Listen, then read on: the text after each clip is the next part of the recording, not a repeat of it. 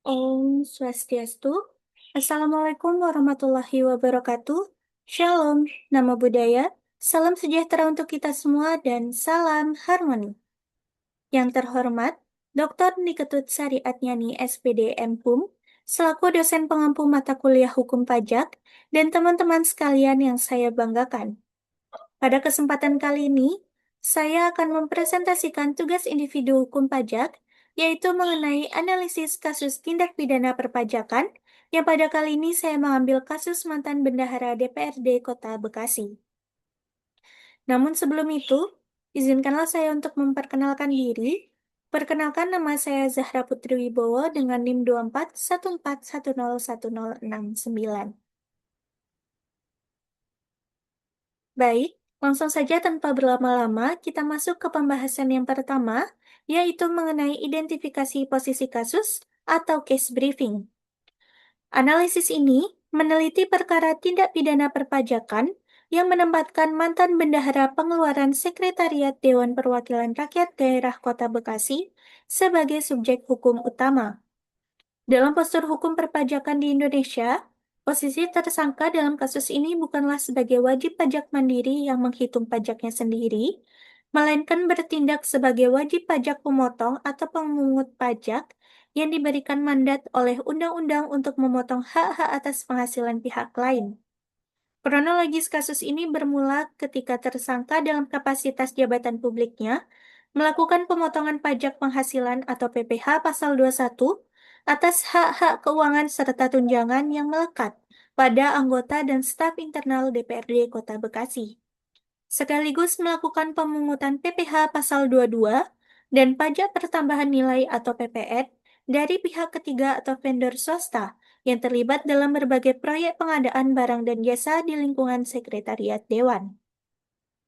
Namun, alih-alih menyetorkan akumulasi dana pajak yang telah berhasil dihimpun secara sah tersebut ke kas negara melalui bank persepsi atau pos persepsi, tersangka secara sadar dan sengaja menahan, menggelapkan, serta menyalahgunakan uang negara tersebut untuk kepentingan personal atau dialokasikan ke pos-pos pengeluaran lain di luar kedinasan yang bersifat melawan hukum.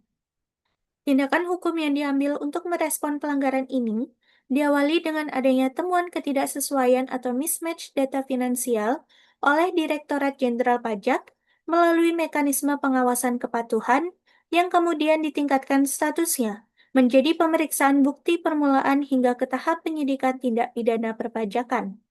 Sebagai langkah hukum represif, demi menjamin kelancaran proses penuntutan di persidangan, mencegah tersangka melarikan diri, serta mengamankan barang bukti berupa dokumen akuntansi perpajakan yang rawan dimanipulasi, aparat penegak hukum bersama kejaksaan akhirnya melakukan penahanan resmi terhadap mantan bendahara tersebut. Selanjutnya adalah rumusan masalah.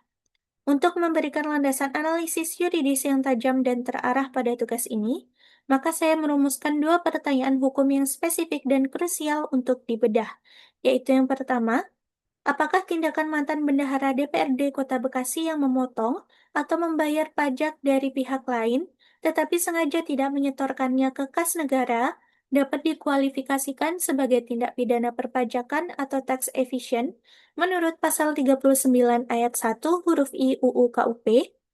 Lalu yang kedua, bagaimana implikasi yuridis terhadap keabsahan status perpajakan pihak ketiga, yaitu staf, anggota dewan, dan rekanan atau vendor yang pajaknya telah dipotong oleh tersangka, dan bagaimana penyelesaian hukum terkait kerugian negara yang timbul mengingat status tersangka juga sebagai aparatur negara. Baik, adapun analisis dasar hukum, yaitu analisis yuridis terhadap perkara ini memerlukan pendekatan hukum berlapis, karena ada persinggahan antara hukum pidana perpajakan khusus dan hukum tata negara terkait pengelolaan keuangan publik.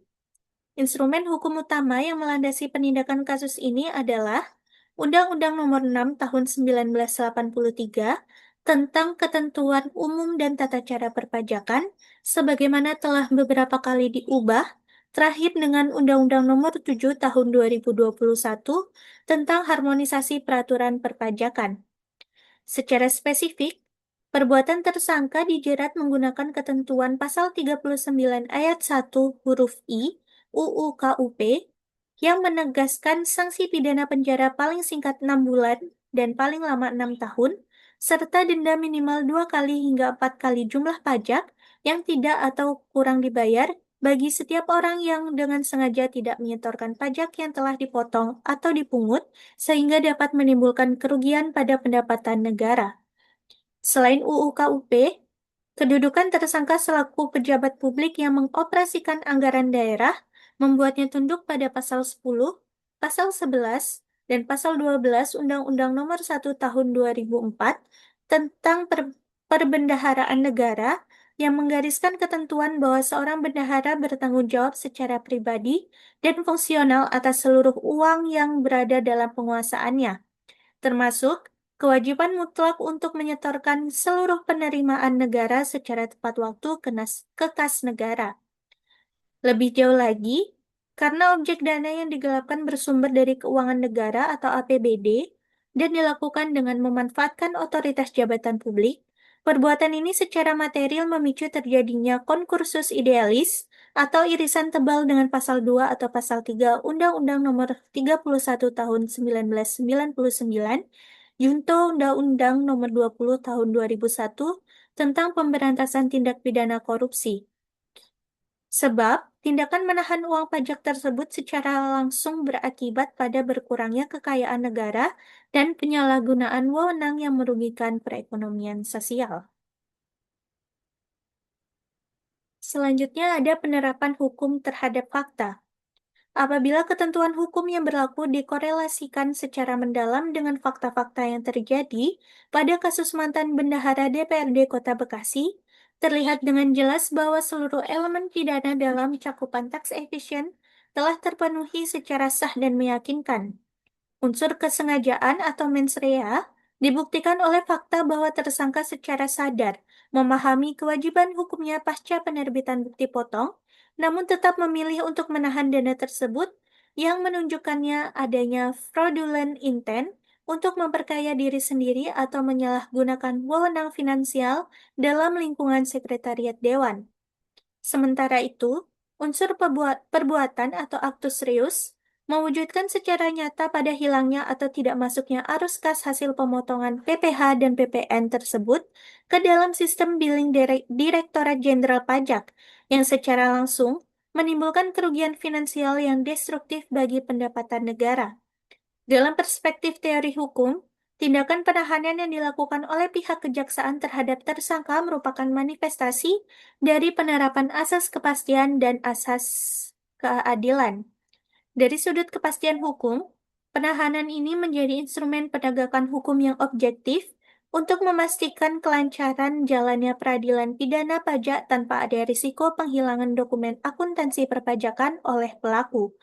Dari sudut keadilan, langkah tegas ini wajib diambil untuk melindungi kedudukan hukum para wajib pajak, yaitu staf, anggota dewan, dan rekanan swasta, karena berdasarkan doktrin hukum perpajakan, withholding tax system, begitu pihak pemotong atau bendahara mengeksekusi pemotongan dan menerbitkan bukti potong resmi, maka kewajiban perpajakan dari pihak yang dipotong secara yuridis dianggap telah selesai dan sah. Sehingga segala konsekuensi kegagalan penyetoran kas sepenuhnya harus dibebankan secara pidana mutlak kepada bendahara yang bersangkutan, bukan kepada wajib pajak asal yang telah beritikat baik. Baik, tibalah kita pada penghujung presentasi pada hari ini, yaitu kesimpulan dan rekomendasi. Adapun kesimpulan dari presentasi hari ini yaitu tindakan yang dilakukan oleh mantan bendahara DPRD Kota Bekasi merupakan manifestasi murni dari tindakan pidana penggelapan pajak atau tax evasion yang secara jelas melanggar ketentuan pidana pasal 39 ayat 1 huruf I UU KUP. Langkah penahanan preventif yang dijalankan oleh aparat penegak hukum dan kejaksaan merupakan tindakan hukum yang sangat terukur, valid secara prosedural, serta memenuhi rasa keadilan publik demi memulihkan kerugian pada pendapatan negara.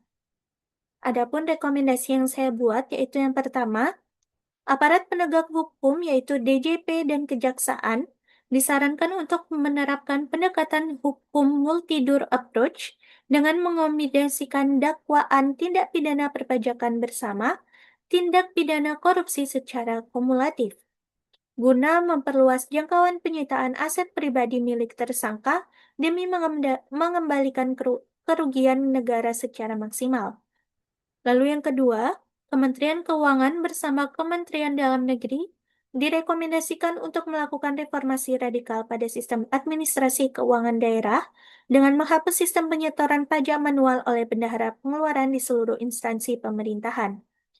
Akses manusia terhadap pengelolaan uang pajak harus diputus melalui penerapan sistem integrasi pembayaran digital otomatis, di mana setiap kali anggaran APBD dicairkan untuk belanja pegawai atau pembayaran vendor melalui Bank Pembangunan Daerah, sistem perbankan harus secara otomatis memecah porsi nilai PPh maupun PPN dan langsung menyetorkannya ke kas negara secara real time.